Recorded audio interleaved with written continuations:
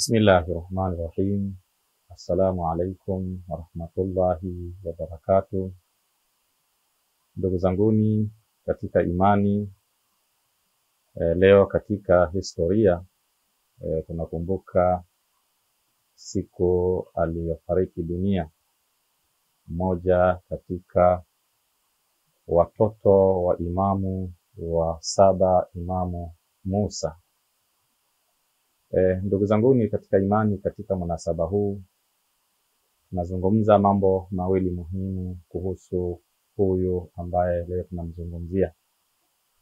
Kwanza tutazungumzia nasaba yake, na sehemu ya pili tutazungumzia nafasi yake mbele ya Mwenyezi Mungu Subhanahu wa Ta'ala. Kwanza tukianza nasaba yake, yeye ni Fatima binti Imam al-Kadhim, kwamba huyu ni Fatima ambaye ni binti yake na Imamu Musa al-Kadhim, imamu wa saba katika maimamu 12.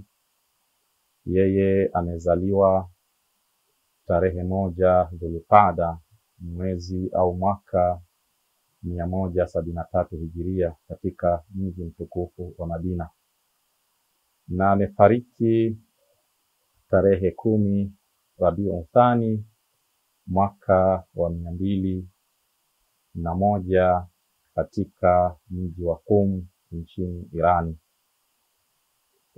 Na jambo lingine ambalo ni muhimu kulijua kuhusu huyu Fatima ni kwamba kwa nini amezikwa katika mji wa Qum ile hali kazaliwa katika mji mtukufu wa Madina. Ndugu zanguni, kuhusu jambo hili ni kwamba mtakumbuka Fatima au mtakumbuka Imamu Ridha ambaye ndiye kaka yake na huyu Fatima Maasuma ambaye tunamzungumza, kwamba katika wakati wa imamu wake ulisadifiana na ukhalifa au utawala wa Maamun al-Abbasi, moja katika makhalifa wa Bani Abbas, ambapo makao makuu ya uongozi wake yalikuwa Khurasan. Hivyo huyu mfalume au huyu khalifa au mtawala aliweza kumuita Imamu Ar-Ridha alayhi salam, akimwambia aje Khurasani na iache Madina babu yake.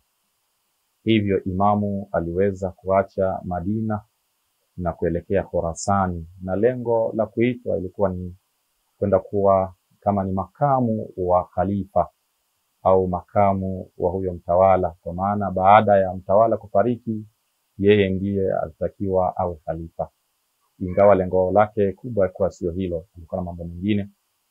Hivyo kama mnakumbuka kwamba kipindi cha uhai wa baba yake na Imamu Ridha, yani Imamu al-Kadhim, mnajua kwamba Imamu al-Kadhim alifungwa. Hivyo muda mwingi Imamu Ridha alikuwa anawalea wale wadogo zake, akiwemo huyu Fatima al-Maasuma ambaye tunamzungumza leo. Kwa hiyo Fatima al-Maasuma alimzoea kaka yake. Hivyo baada kaka yake kuondoka katika mwaka ambao Maamun al-Abbasi alimuita, baada ya mwaka moja tu Fatima al-Maasuma na yeye akamfuata kaka yake akielekea Khurasani, kutokana na kwamba amemkumbuka na kadhalika. Hivyo Fatima al-Maasuma alipofika katika mji uliojulikana kwa jina la Sawa au kwa Kifarisi Save, ambapo mji huo takriban una umbali wa kilomita 70 mpaka kufika Qum. Aliumwa na mishoe akaomba abebwe mpaka katika mji wa Qum, na kwenye mji wa Qum pale alikaa takriban siku 17 na akafariki. Na hii ndiyo historia yake, kwamba kwa nini amezikwa katika mji mtukufu wa Qum ile hali ametoka katika au amezaliwa katika mji mtukufu wa Madina, na alikuwa bado ni mdogo sana, mtu ambaye alikuwa bado ana miaka 28. Kwa hiyo inshallah mengine tutaendelea katika sehemu inayofuata. Wassalamu alaikum warahmatullahi wabarakatuh.